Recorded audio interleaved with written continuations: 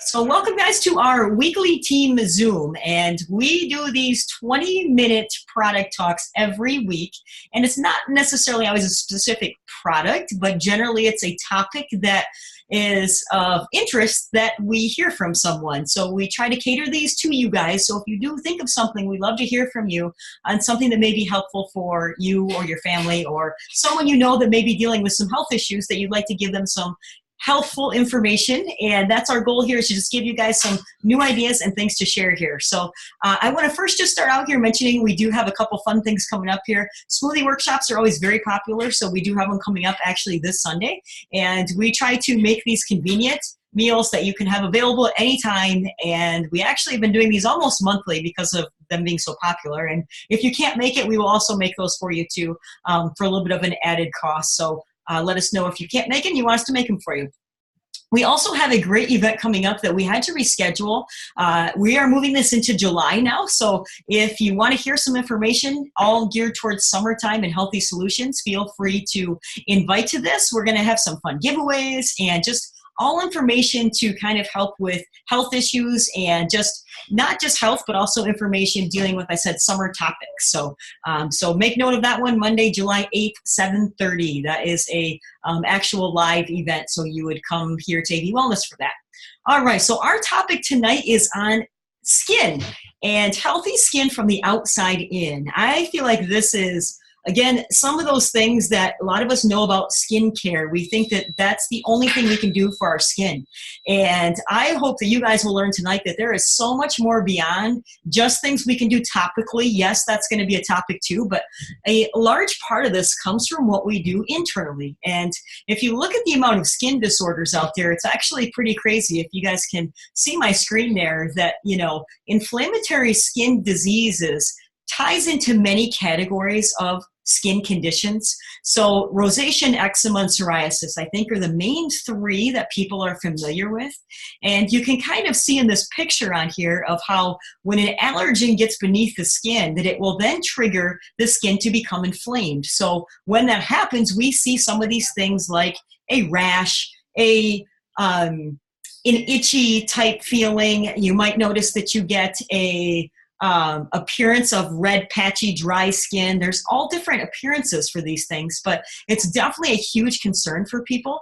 And oftentimes, when we have that inflammation, that's actually the body's attempt to protect itself, which is very interesting from the outside. So when you get skin inflammatory type issues, a lot of times it's because of these things you see here, such as poor nutrition, your body's maintaining a high toxin level, and so it can appear on the skin. It could be due to a chemical exposure, and it can also oftentimes be due to organs that are not functioning optimally. So these are kind of the main things that we notice inflammation being triggered from. And I think this is an interesting statistic here, that a recent finding published in the journal Thorax claims that kids who eat fast food 3 or more times a week are likely to have more severe allergic asthma, hay fever, and eczema.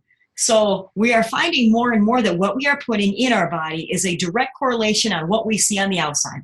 And so many times we think that, again, it has nothing to do with our diet. It has been proven that it has a lot to do with your diet. And that's what we want to continue to note, as what are some things that we can do and look at options that may not have side effects. And I'm just going to share with you guys here really quickly, because I think this information is great for not just, a lot of times I think when we think of skin, we think of women, because that is probably the largest population that spends money on skincare and trying to appear, you know, like you're not aging as quickly. But this ties into kids, to men of all ages. So generally, if someone has a health problem and they go to the doctor, it is the same for any type of health condition. Is generally you're going to have a symptom, and so you are prescribed something to deal with that symptom.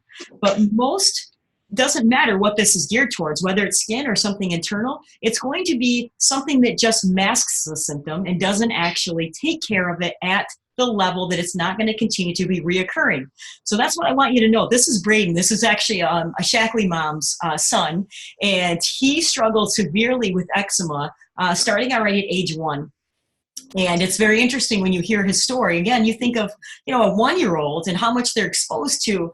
At a younger age, chemicals are going to be much more fluently absorbed into their body. And we need to note that at all ages, chemicals are important, but this little guy was put on tons of different creams, lotions, and the best way he could describe it to his mom was his skin burned. And it hurt him when she put it on him, but it was the only thing that she knew to do because that's what the dermatologist continued to tell her. Put more cream on, try the steroid, and see how it happens. So, or see what happens. They even prescribed, thinking it was allergy, Zyrtec, which they thought, that might make a difference. And after they did all this, they basically found through many blood tests, and they did all these different ones with him, the prick test, they did blood tests, they found that he didn't have any allergies. So, they put him on all these things, not even knowing what the side effects were going to be from that, and not really looking at any other option besides this. Well, she started to do her own research and learn from someone that nutrition could make a big difference in what was happening with her son's skin. So amazingly enough, this little guy is now 6 years old and he has never had a reaction again. Eczema is totally gone. And a big part of that was healing the body from the inside and topically not putting on things that were basically allowing his skin not to breathe. So a huge, tremendous improvement that, she still to this day is a huge advocate of sharing her story of how some things like probiotics building gut health, which we're going to talk about here, along with omegas and using topically things that did not have the harmful effects. In 4 days, she noticed the biggest improvement she had compared to 3 years of trying all of these over-the-counter steroids, prescription creams, and, allergy-type medications. So, I think that this goes to show that it doesn't matter the age. If we can find things that are going to help to build us up and really work on building healthy skin, this will affect all of our health long-term, and that's what our goal is. So number one, we really need to heal the gut. So when you see things like in teenagers, acne is a big one.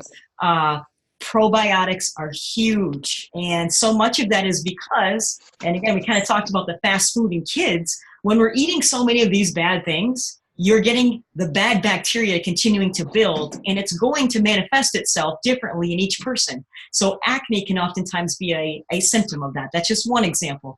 But number one, heal the gut.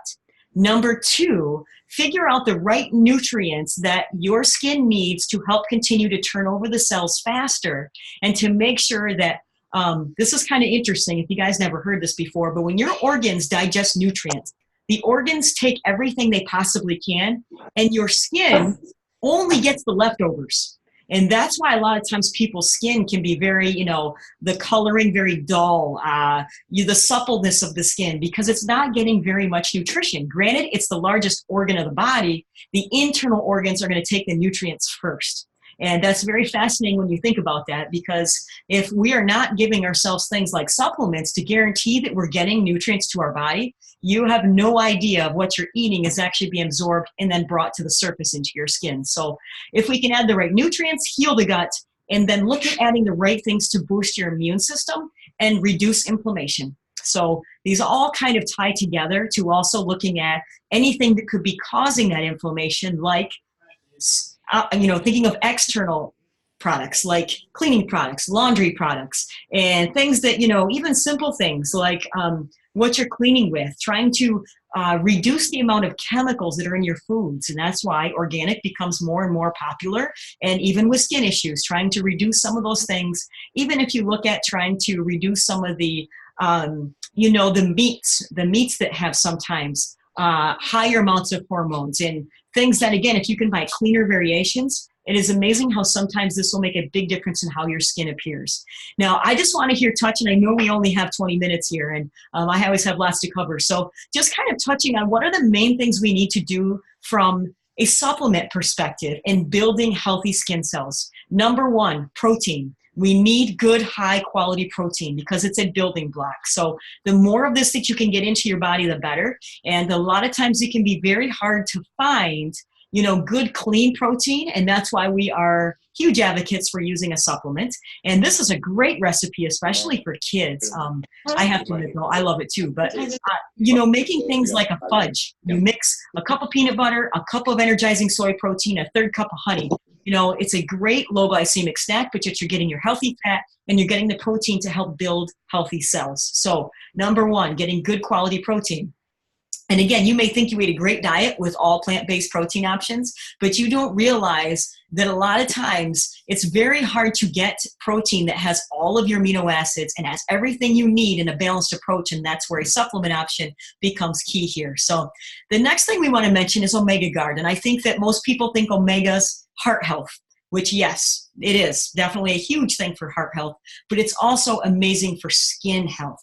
And when someone is having an inflammatory response to something, you may have to take extra omegas, and it can be very hard to find clean, pure, guaranteed absorbed omega options out there. So Omega Guard, we have used this for years to treat many skin conditions, and surprisingly, even things that tie in with like MS can be related and helpful for adding extra omegas in. And these are very hard to get because most of us do not eat a lot of the foods that have the high doses of omegas. And one that comes to mind is things like sardines, things like salmon, you know, the fatty fishes, because they are so contaminated now with things like, you know, mercury, PCBs, lead, that we can't control what the fish is eating, whereas we can in a supplement version. So omegas, love them. And again, this would be a key thing for helping with skin conditions.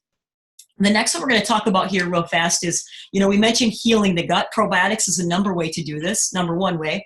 And there are lots of probiotics out there. But again, it's very hard to find the ones that are guaranteed to be live bacteria.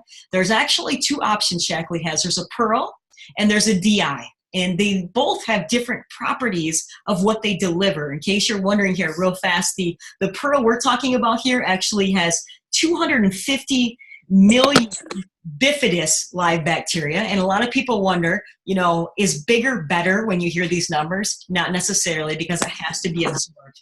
But it also has, for acidophilus, 250 million guaranteed released into your intestinal tract live bacteria. So the main thing in this probiotic, again, is going to be the acidophilus and the bifidus.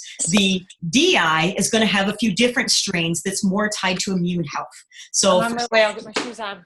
For skin, we have definitely used a lot of this probiotic because, again, I feel like this is guaranteed, we know, really focuses on your gut health. So if you can keep your bacteria, good bacteria up, bad bacteria down, keep your immune system strong, this is going to play also a big part in getting inflammation down and helping with reduction in a lot of the skin issues we see today. So if we looked at here a real quick option, if you guys wanted to just maybe even screenshot this, that you're looking for some options for adults versus kids, internal, these would be the programs that I would look at adding into your regimen every day. So the great thing is you've got options all the way from infant through, it doesn't matter the age, that some of these products can definitely be helpful in helping with skin health. So now, when we look at things like from the outside, we need to mention this because this is a very important topic, that they say the average woman throughout a day puts over 500 chemicals on and around their bodies. So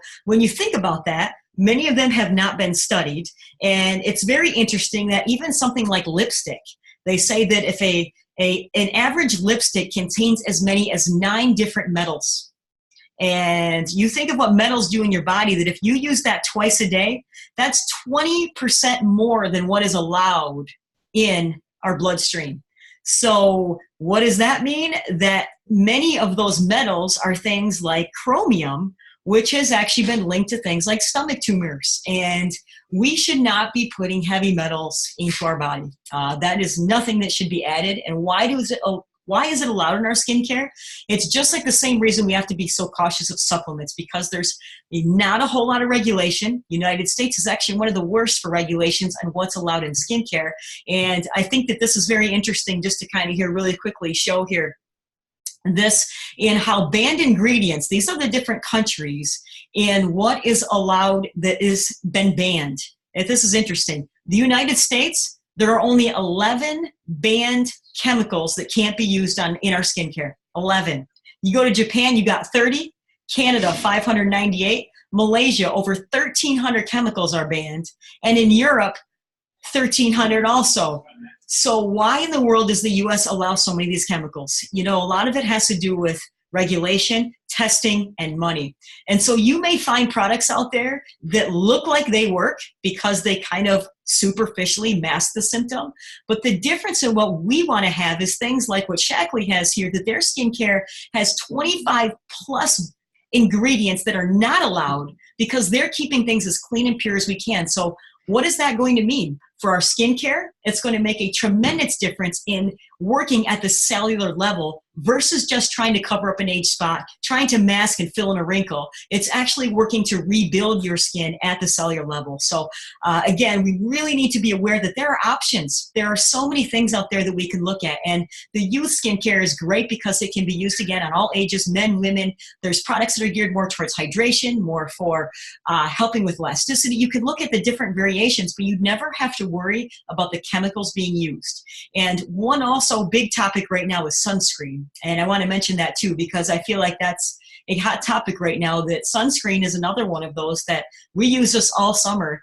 And any product that we're putting on our body should not have more side effects than what we're actually using the product for. And it's very interesting, but they're finding the sunscreens, a lot of them are actually causing different types of cancer. Granted, we're using it to protect ourselves from skin cancer, but it can be doing more harm. For example, many of the spray sunscreens, if you inhale any of those, you have to look at lung cancer. You have to look at esophageal cancer. I mean, there are so many different things that we need to watch for with every product we're putting in and around our body. So that's what I hope you guys learn here, is to really be thinking about options.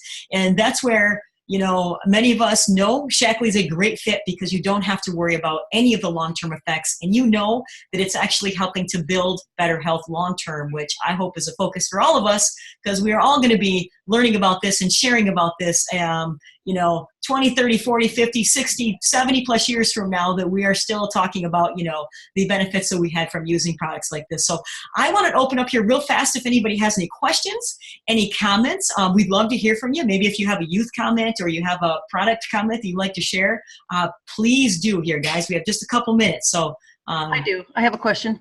Sure. On the Omega Guard, right? Yeah. It's does that, you know, when older people or who's ever on blood thinners, when they get bruises real easy? Usually vitamin C help? actually is more of the one used for bruising. Okay. But Omega Guard, you know, when you look at what it's used for, again, you mentioned, you know, I mentioned earlier heart health, triglycerides, cholesterol, that kind of thing, but also joints. Think of anywhere you need lubrication. That's kind of how I think of that. So, you know, bruising isn't often generally because of circulation. That's usually more because of trauma. So, you know, I would look at, you know, again, vitamin C strengthens your capillaries more and helps to prevent bruising more. So, yeah, great question, though. Good. All right. Anybody else? Questions, comments? Hey, Amanda, what was the fourth step at the beginning? I will back up for you right now, Chris. The fourth step at the beginning was eliminate toxins and irritants. So environmental type things. Good. All right. Anybody else? Anything you want to add? Comments? All right. I'm going to go ahead and stop this recording here.